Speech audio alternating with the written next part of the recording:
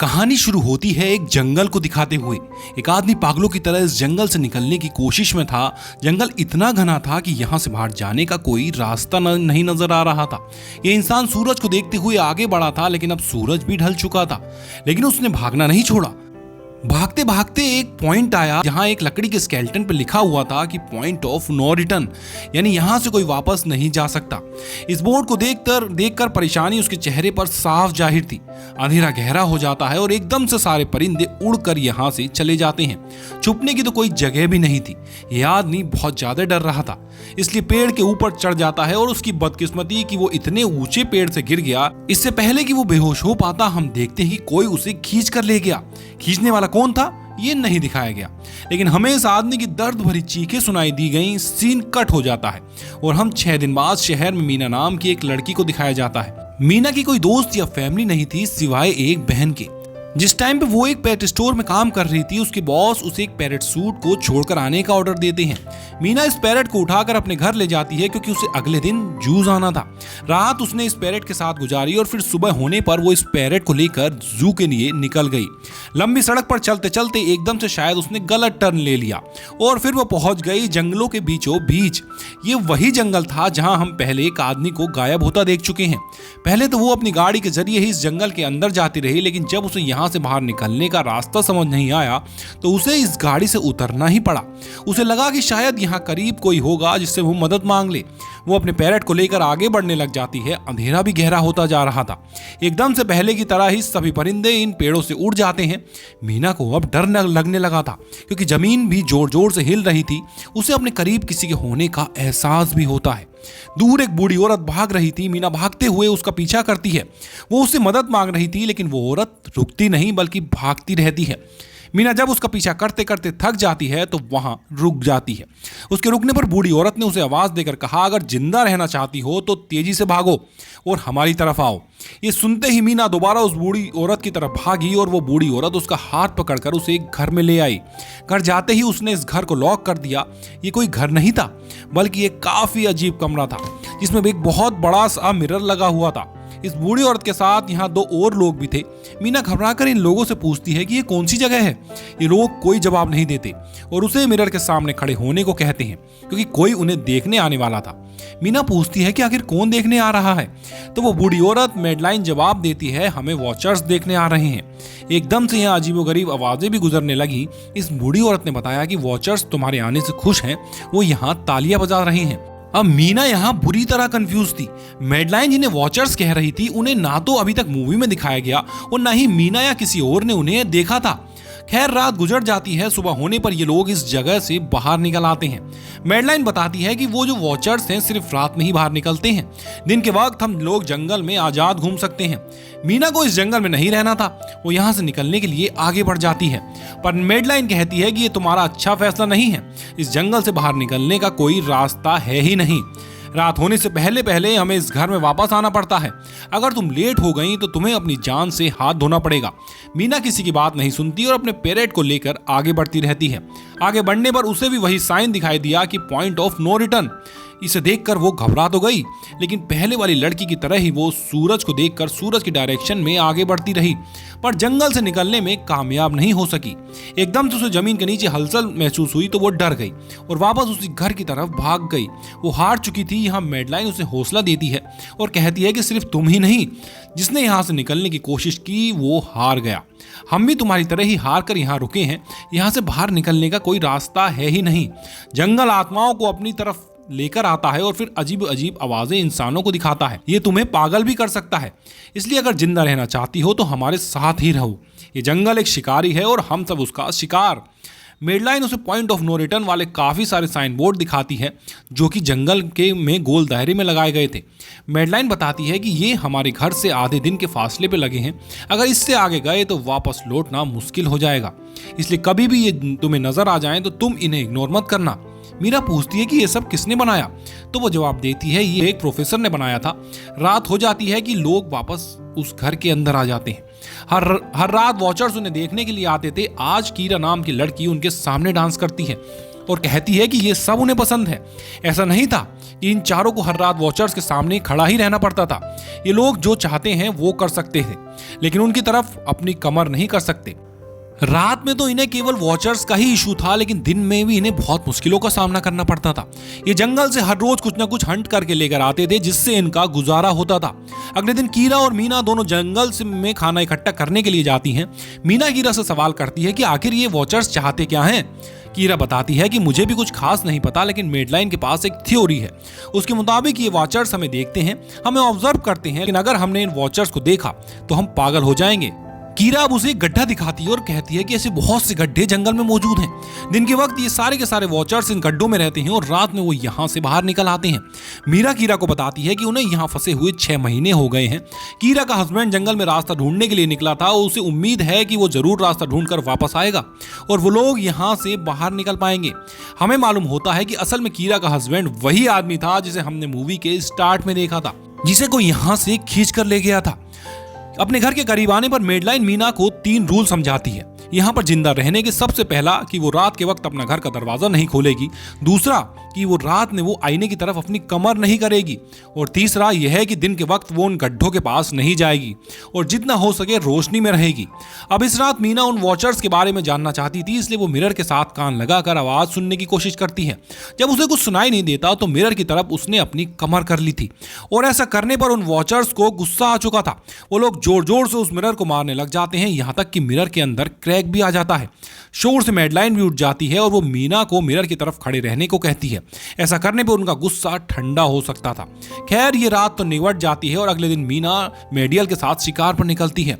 मीना क्योंकि अपने अच्छे दिन यहाँ जाया नहीं करना चाहती थी, इसलिए वो यहाँ से निकलने की तैयारी कर रही थी। वो डैनियल से पूछती है कि क्या आज तक तुमने किसी वॉचर्स को देखा।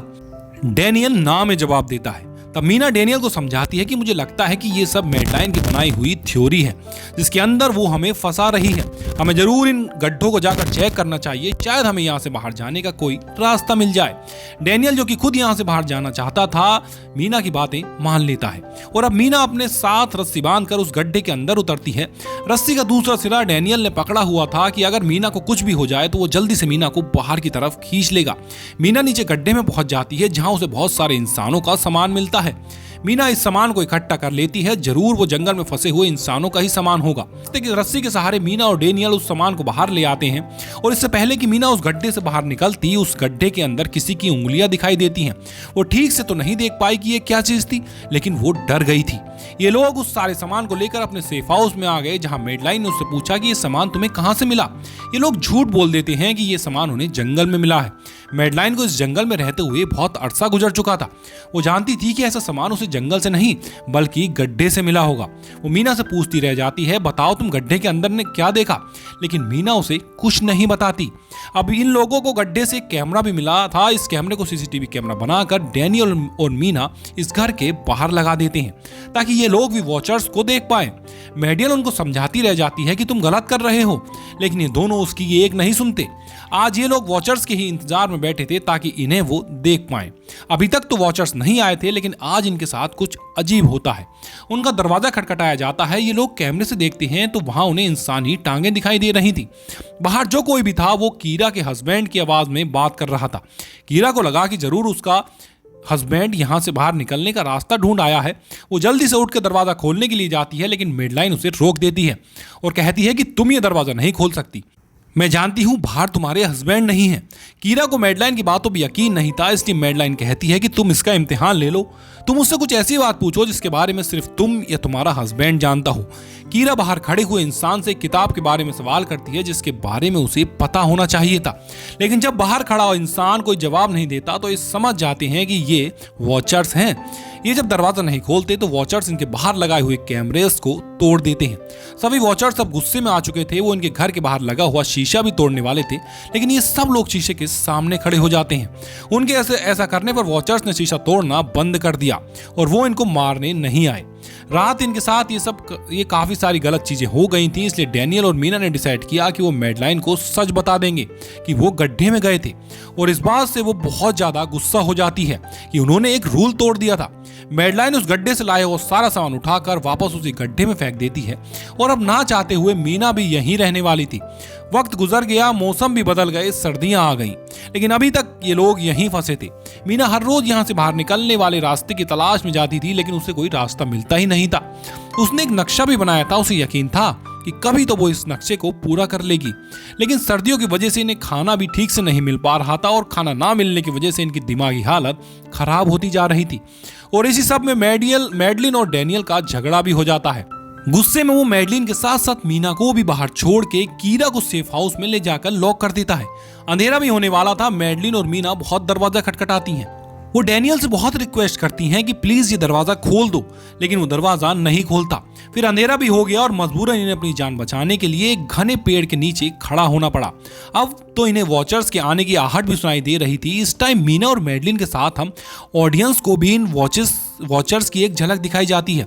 ये लोग लंबे लंबे, पतले और खतरनाक थे। अपने गड्ढों से निकलकर ये सब इंसानों को देखने के लिए इस सेफ रूम तक पहुंचते हैं। और जब ये लोग देखते हैं कि मीना और मैडलिन वहां नहीं है, तो उनको खाने के लिए ये लोग जंगल में उन्हें ढूंढने लग जाते हैं।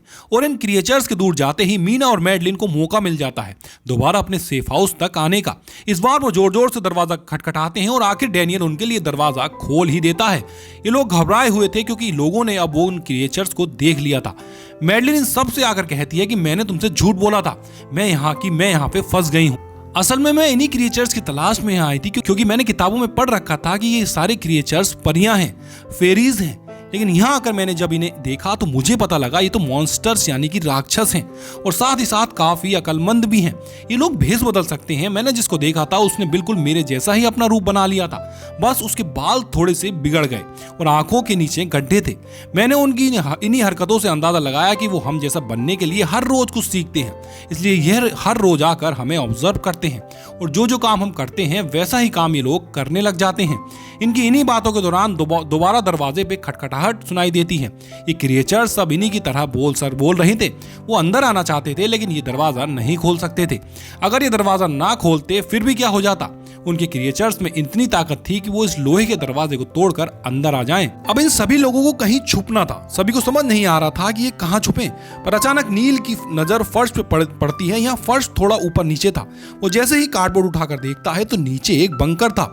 ये लोग बिना वक्त गवाए उस बंकर का दरवाजा खोल के उसके अंदर चले जाते हैं और फिर बंकर बंद कर लेते हैं।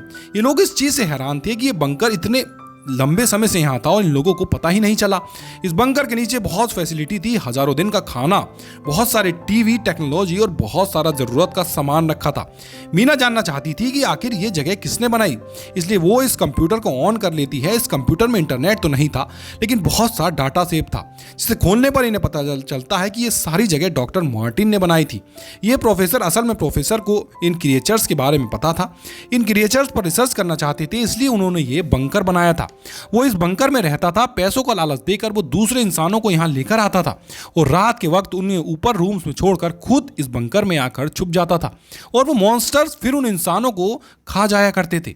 अपनी सारी रिसर्च के दौरान डॉक्टर मार्टिन बताते थे कि ये क्रिएचर्स कोई मॉन्स्टर नहीं बल्कि असल में फेरीज थी जो पहले इंसानों के साथ रहती थी, लेकिन फिर इंसानों ने इन्हें धोखा दिया, इन्हें यहाँ जंगलों में फंसाकर यहाँ से निकल गए और काफी साल जमीन के नीचे रहने की वजह से इनका जादू और इनके जो पर थे वो चले गए। डॉक्टर मार्टिन बताते हैं कि सारी रिसर्च के दौरान उन्हें एक सबसे अलग फेरी मिली जो रोशनी में भी उन गड्ढों से बाहर आ सकती थी। वो अच्छी थी, उसने डॉक्टर मार्टिन को मारा नहीं। डॉक्टर मार्टिन उसे यहाँ ले आया और वो फेरी मार्टिन के साथ रहकर सब कुछ सीख गई। लेकिन थोड़े दिनों बाद इन दोनों के अंदर कोई लड़ाई हो गई। इस कंप्यूटर में बहुत सी वीडियोस थी और हर वीडियो में डॉक्टर मार्टिन ने कुछ ना कुछ बताया हुआ था। मीना बस ये जानना चाहती थी कि आखिर में हुआ क्या, इसलिए वो सबसे आखिरी वीडियो प्ले करती है जिसमें वो देखती है कि प्रोफेसर खुद को और उस फेरी को मारने वाले थे।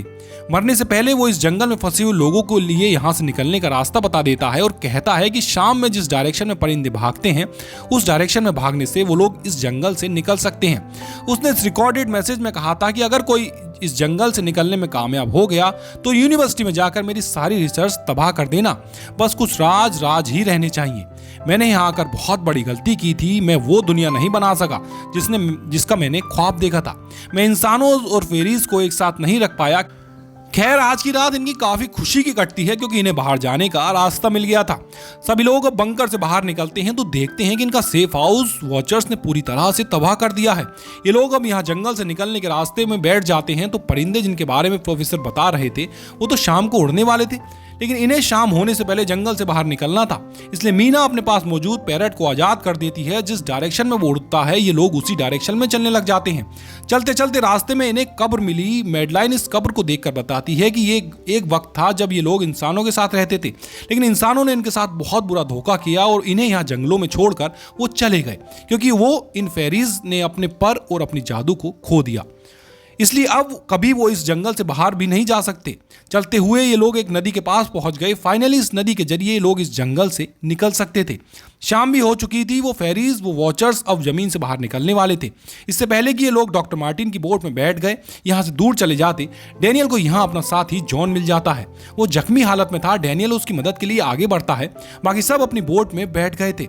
इससे पहले कि डैनियल वापस आता ये लोग देखते हैं कि डैनियल जिसकी मदद करने के लिए गया था वो कोई और नहीं बल्कि रूप बदलने वाली फेरी थी जिसने अब उनकी आंखों के सामने डैनियल का रूप ले लिया था।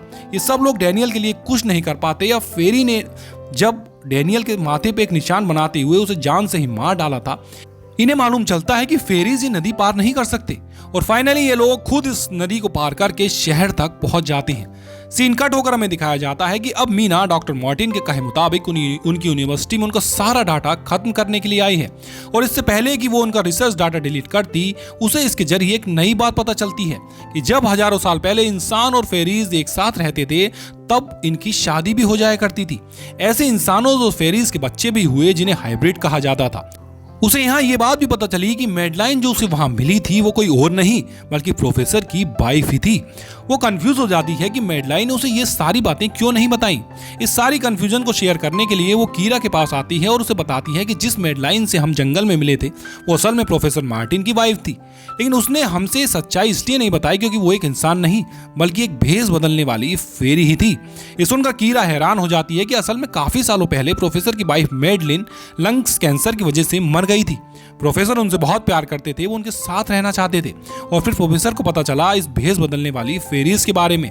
अपनी वाइफ की फोटो दिखाते हुए उसने उस फेरीज को मैडलिन जैसा बना दिया। अब ये सारी बातें मीना बता ही रही थी कि एकदम से उसे पता चला कि वो ये सारी बातें कीरा को नहीं बल्कि मैडलिन को ही बता रही थी जिसने इस वक्त कीरा का भेष बदला हुआ था। जैसे ही असली कीरा यहाँ आती है मैडलिन उसे बेहोश कर देती है, जिसके बाद वो फौरन मीना पे हमला करने के लिए आगे बढ़ती है ताकि उसका राज राज ही रहे। इससे पहले कि वो मीना को मारती वो उसे कहती है कि मैं इकलौती थी जो जंगल में सबसे अलग थी। वहाँ सारी फेरीज मेरा मजाक उड़ाती थी, मैं दिन के वक्त भी बाहर निकल सकती थी। इसी गुस्से में उन्होंने मुझे वहाँ से बाहर निकाल दिया। तब मीना उसे कहती है कि तुम अलग नहीं थी, तुम बहुत ज़्यादा खास थी।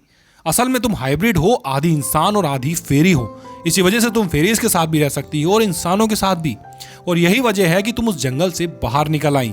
मीना के सारा सच बताते ही एकदम से मैडलिन के पास उसके पैर और उसके जादू वापस आ जाता है, जिसके बाद वो मीना को वहीं छोड़कर यहाँ से उड़ जाती है। अब कहानी कुछ हफ्तों बाद की दिखाई जाती है जहाँ मीना अपनी बहन के पास आई है। जंगल और फेरी वाले सारे वाकये के बाद वो काफी डर गई थी और अब वो अपनी बहन के साथ ही रहना चाहती थी। उसने अपनी बहन को बताया कि मुझे लगता है कि वो फेरी अभी भी मेरा पीछा करती हैं। तब मीना की बहन उससे कहती है कि तुम डरो नहीं, कुछ नहीं होगा। और कहानी के आखिरी सीन में हमें एक बच्ची को दिखाया जाता है जो इस वक्त भी मीना के घर में नीचे ही थी। ये कोई और नहीं बल्कि वो फेरी मैडलाइन ही है जो इनकी दुनिया में इस बच्ची के रूप में रह रही है। और इसी को दिखाते हुए ये कहानी यहीं पर खत्म हो जाती है।